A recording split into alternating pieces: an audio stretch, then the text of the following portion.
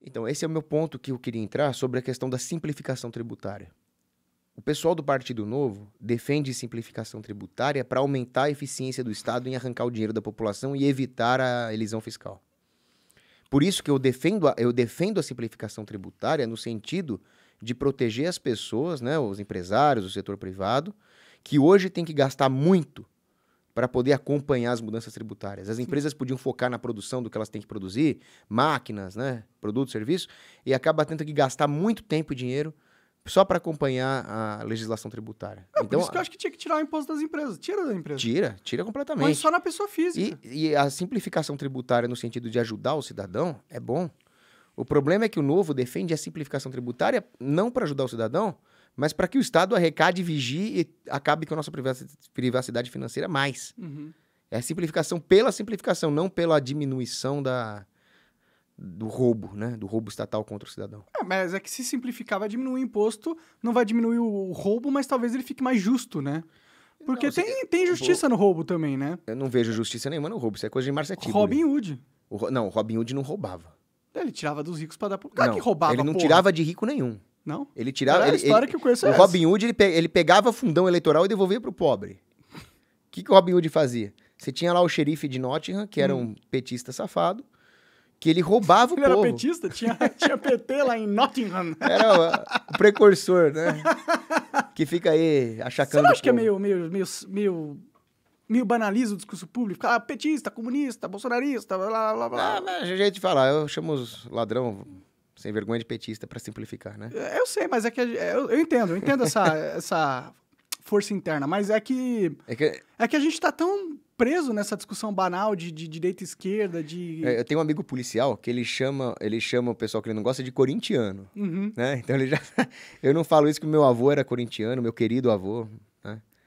E eu tenho respeito por todas as pessoas de todos os times. O que eu não tenho respeito é por comunista. Entendi. Mas aí o Robin Hood, ele era um nobre, né? E tinha o xerife de Nottingham que roubava o povo, roubava camponês, roubava outros nobres. E o que ele fazia era pegar esse dinheiro que o xerife roubou e retornar para a população roubada, independentemente de ser pobre ou rico, nobre, plebeu. Então ele não era um comunistinha que roubava rico para dar para pobre. Ele pegava de volta do ladrão e devolvia para o trabalhador honesto ou para o nobre honesto. Bom, mas esse é o argumento do comunista, né? Não, o argumento do comunista não é esse. O O argumento... argumento é o proletariado ele é escravizado pelos donos dos meios de produção, eles roubam o povo, e é por isso que a gente tem que matar todo mundo ali, tirar essa grana e, porra, instaurar o comunismo. Não, mas aí que tá, pro tirar comunista... dos ricos e dar pros pobres. Pro comunista, lucro é roubo. Eles partem dessa premissa. Tá, é que eles são mais eles são mais bitolados que o Robin Hood, mas Não, a lógica do processo... O roubo é arrancar o que é seu. Sim, sim. Agora, pro comunista, ele acha que existe um roubo lá na mais-valia, porque aí para eles o proletariado produziu, mas ele produziu dentro de um contrato de uma firma que dispôs capital para ele, e aí o patrão revende esse produto acabado, tem lucro, e o comunista acha que esse lucro foi roubado do operário. Mas essa teoria comunista é completamente furada, ela foi completamente refutada por um economista chamado Eugene von Bombauer. Ele disse o seguinte: o capitalista investiu capital, se arriscou, ele não sabe se o cliente vai gostar do produto dele para comprar, ele dispôs todo aquele arranjo gerencial, aquelas máquinas dispostas daquela maneira, dando ao operário a oportunidade de ter um trabalho produtivo dentro daquela empresa, e aí o operário, ele recebe o salário dele, quer ele venda o produto, quer não, e o que ele fica é com o remanescente, depois de tomar todo esse risco de investir o capital, de inovar, de ver onde é que estava faltando oferta para atender uma demanda. O capitalista merece esse lucro. Eu acho que é relativo esse negócio do capitalista merecer, porque a gente está levando em consideração o capitalista no mundo ideal, né?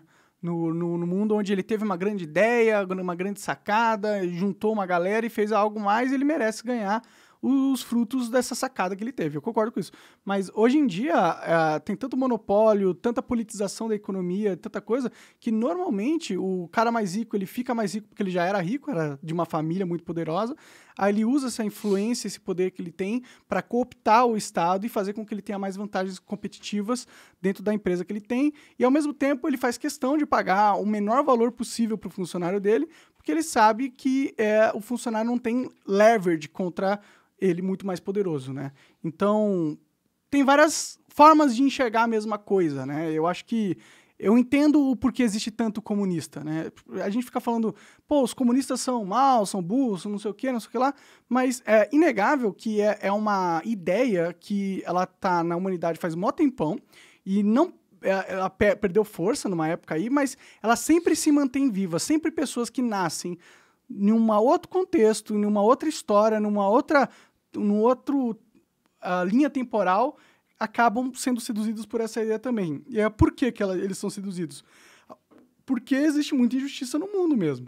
Tá ligado? Porque o capitalista, ele não é o cara bonzinho que só faz o certo e por isso ele merece o lucro. Tem muito capitalista filha da puta que explora mesmo as pessoas e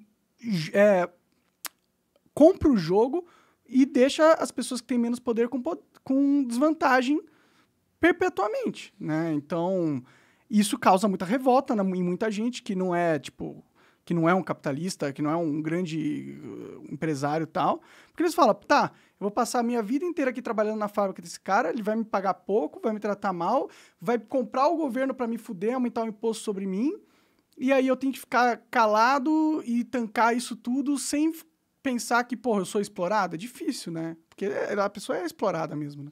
Mas eu concordo com você que tem injustiça, tem exploração e tem capitalista filho da puta. A maioria. Só que, não, eu não diria que é a maioria, né? Os mais ricos. Eu diria que hoje, por causa do arranjo corporativista, dessa junção de Estado com poder corporativo, há muitos bilionários filhos da puta. A maioria, sim. Mas isso aí não é fruto do livre mercado. Porque, como você disse, isso acontece porque eles fazem conluio com o poder estatal. E essa mistura de poder estatal com poder corporativo é o fascismo. O problema é que nós estamos tendo aqui uma discordância terminológica, né? O que eu defendo é o livre mercado. Eu defendo o empreendedor honesto que arriscou o seu capital. Mas né? o livre mercado não é uma ilusão? Não. Não? Não, você me convidou aqui, eu vim, estamos fazendo um podcast, quem quiser assiste, quem não quiser assiste, e você ganha um dinheiro contratual com isso. Isso aqui é livre mercado. Não, ele existe, tá bom, o livre mercado existe numa escala micro. Mas na escala macro da economia, o livre mercado é uma mentira. Não concordo com você. Então, tenta abrir uma empresa de petróleo aqui no Brasil. Não, aí não dá, tem um monopólio da Petrobras. Agora, pensa em toda a rede de comércio internacional, né, os navios que trazem contêineres do mundo inteiro. Você já viu o vídeo do lápis? Isso aí é uma... Do Coringa, não? Que ele pega assim... Não, tem um vídeo do Leonard Reed, agora eu não lembro se é o Leonard ou o Lawrence Reed, que ele fala, ninguém no planeta sabe fabricar um lápis. Por quê? Você pode até pegar os insumos lá e montar um lápis, mas quem é que sabe fabricar esses insumos? Então ninguém domina todo o processo produtivo de um lápis. Você precisa do lenhador para madeira, do seringueiro para borracha. Pra fazer em larga escala, sim. Né, o grafite... Mas eu posso, se eu quisesse fazer um lápis, eu conseguiria. Não, mas calma. Você não conseguiria... Só se tivesse um insumo. É a mesma coisa que... Tá, se eu fosse lá pegar... Te toca a bola na cara do gol, você chuta pro gol e fez o gol. Não, mas eu posso você precisa do o time insumo inteiro pra bola chegar na cara do gol. O lápis é algo simples, né? Eu me vejo fazendo um lápis só... Tipo, na floresta daria pra fazer um lápis. Não seria um lápis perfeito, mas... Se te tacar um planeta inabitado, você não sabe fazer um lápis. Você teria que aprender a fabricar um machado, cortar árvore. Aí você pega a árvore, aí você tem que dominar o processo da borracha. Ou eu posso pegar uma planta que tem uma tinta, colocar no graveto e fazer uma caneta improvisada. Uma caneta improvisada, mas você não vai conseguir fazer aquela coisinha a bique, não vou fazer a bique. Aquela borrachinha em cima tem vários componentes químicos. Sim, você vai precisar de indústria química pesada, tubulações. Fazer produtos assim de valor agregado alto, realmente. E tudo isso é transportado no mundo inteiro de navio. Você precisa do cara que é o capitão do navio, que estudou as ciências náuticas e etc, etc. E toda a parte contábil, enfim. Ninguém consegue fazer um lápis barato. Em grande escala, sozinho. E, claro, deve ter uma regulação estatal aqui e ali, mas todo esse processo é uma rede intrincada do livre mercado. Teve um cara uma vez que ele falou, vou fazer um hambúrguer e vamos ver quanto esse hambúrguer vai custar. Só que eu vou fazer esse hambúrguer a partir do zero. Eu vou plantar o trigo, eu vou criar a vaca, eu vou plantar o alface e o tomate. Bom, resultado, o hambúrguer dele custava $16 mil. Então, olha a importância da divisão de trabalho no capitalismo. Mas com uma vaca ele faz muito mais que um hambúrguer, né? Mas o trabalho que deu para fazer um hambúrguer, aí que entra a economia de escala. Ele pode ter uma vaca para fazer vários hambúrgueres ou vários litros de leite, porque ele vai vender para vários consumidores. Sim, esse é o poder do capitalismo, né? Exato, que só puderam comprar porque eles também produziram alguma coisa, produziu o balde que ele colheu o leite da vaca, enfim. Isso, Quem poderia dominar isso? A única mente capaz de dominar isso é a mente de Deus. Agora, um burocrata, um político, fora, não consegue. Aí você falou do corporativismo, né? Quando um empresário se vale das regulações do Estado para esmagar os seus concorrentes, aí ele consegue um monopólio. E é por isso que existem tantas leis estaduais que eu quero revogar. E tantos monopólios. Exatamente, porque essas leis foram feitas a partir do lobby. Então, alguns filhos de uma puta fizeram um lobby junto a alguns políticos, financiaram a campanha desses políticos, esses políticos criaram leis que destruíram a concorrência, e aí houve a cartelização das empresas, e uma vez cartelizadas, elas podem pagar um salário de bosta para os seus funcionários, elas podem vender um produto caríssimo. Por isso que eu sempre desconfio daquele político limpinho que fala, ai, eu não pego o fundão. Mas ele recebe um monte de doação de grandes empresários para depois trabalhar para esses empresários em detrimento da concorrência de mercado. Eu não tenho rabo preso com ninguém. Peguei o fundão e vou pegar mais. Mas eu não peguei o fundão do povo. Porque eu sou contra a existência do fundão. Eu peguei um dinheiro que ia ser usado para financiar a campanha de políticos socialistas, corporativistas, lobistas. Obrigado. E vou usar para me eleger e revogar todas essas leis injustas que atrapalham o livre mercado. Né? Você revogaria? Oi? Você revogaria o fundão? Sim! Eu sou estadual, agora eu quero depois virar um federal, virar um senador. E uma vez que eu tenho o poder de acabar com o fundão, eu quero acabar com o fundão. Por quê? Porque é absurdo que o trabalhador brasileiro seja obrigado a financiar a campanha de político, realmente. Agora, já que pegaram esse dinheiro e vão dar para os meus concorrentes, que são, boa parte deles, estatistas, eu vou pegar esse dinheiro que o Estado arrancou do povo e vou pegar esse dinheiro do Estado para combater essa tirania estatal. Nada mais justo, nada mais libertário do que isso. E uma coisa que você falou, Monark, que eu concordo plenamente com você, é que existe muito empresário filho da puta que só está esperando a oportunidade de fazer lobbyzinho junto com o governo para virar um monopolista bilionário e ferrar a população, ferrar o livre comércio. É assim que comércio. você fica bilionário. Então, o mercado de carne no Brasil, o pessoal fica aí colocando a culpa no Bolsonaro. Ai, tá cara por causa do Bozo. Não é por causa do Bolsonaro, não. Em 2015, teve uma crise econômica dantesca por causa das políticas monetárias do Lula, que explodiu em 2015. E o Lula falou, o povo então que coma ovo e arroz. Ele não tá nem aí pro povo. O Lula é um cara que odeia o agro. O Lula é um cara que odeia o povo. Fala assim do Lula, ele é legal. Não, chamou as pessoas do interior do campo que sustentam a cidade de Capial. Isso é uma vergonha desdenhar das pessoas que trabalham no campo, que tem uma sabedoria do homem do campo, que produzem aquilo que nós comemos. E esse corporativista elitista do Lula, que é o candidato dos grandes banqueiros, do Henrique Meirelles, está aí xingando as pessoas do campo. Agora... Mas o campo também cooptou o Estado, né? Não, o campo, existe gente ruim em todo lugar. Mas o campo, o interior, é uma reserva moral do país. Você chega lá, o pessoal defende família, defende propriedade privada, defende o armamento do cidadão de bem. Né? Agora, a FDP tem em todo lugar. Tem FDP na igreja, tem FDP em todo lugar. Então, não é por isso que os comunistas existem?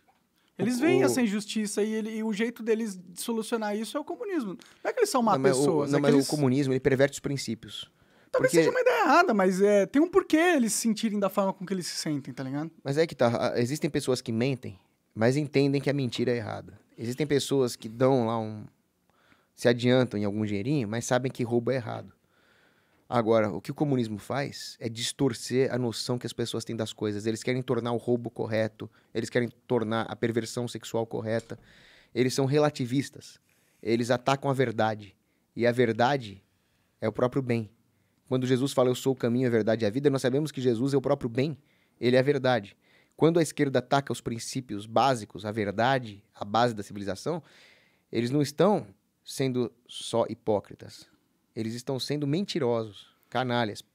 Mas quando eles falam assim, esse capitalismo é uma farsa, todos os bilionários já estão em conluio com o Estado, e eles passam as regras dos jogos para que as pessoas que nasçam numa condição de pobreza continuem lá. Eles querem que isso aconteça, tá ligado? Ou querem que as pessoas, no máximo, se tornem um funcionário eficiente para eles, mas eles não querem criar um cenário onde eles possam ser realmente competitivos contra quem tem o monopólio, né? Então, isso também é verdade. É uma verdade que os comunistas, eles apontam, né? Eles não estão mentindo aí, para mim. Na minha visão, é verdade. Não, eles mentem, sim, porque eles enganam as pessoas quanto às causas do problema. Platão dizia, para conhecer uma coisa, conheça a sua causa. Uhum. Então, é óbvio, né, que nós olhamos para o mundo e vemos a pobreza, a injustiça, a insegurança, a opressão das pessoas simples. Mas o esquerdista mente quanto às causas disso. As causas disso não é o conservadorismo, não é o livre mercado. A causa disso... A causa disso é a humanidade mesmo, ser podre. Então, aí tem a questão do pecado original. E aí a humanidade é podre por causa do pecado original. Mas o comunista é o primeiro que vai negar a existência de Deus, a existência da transcendência, a existência de valores morais, de direitos naturais que transcendem as próprias leis humanas. Bom, você acaba de assistir um corte do Monarch Talks. Agradeço demais, mas se você quiser ver o vídeo na íntegra e acompanhar ao vivo todas as transmissões, você tem que ir lá no rumble.com/monarch para não perder nada. Segue a gente lá.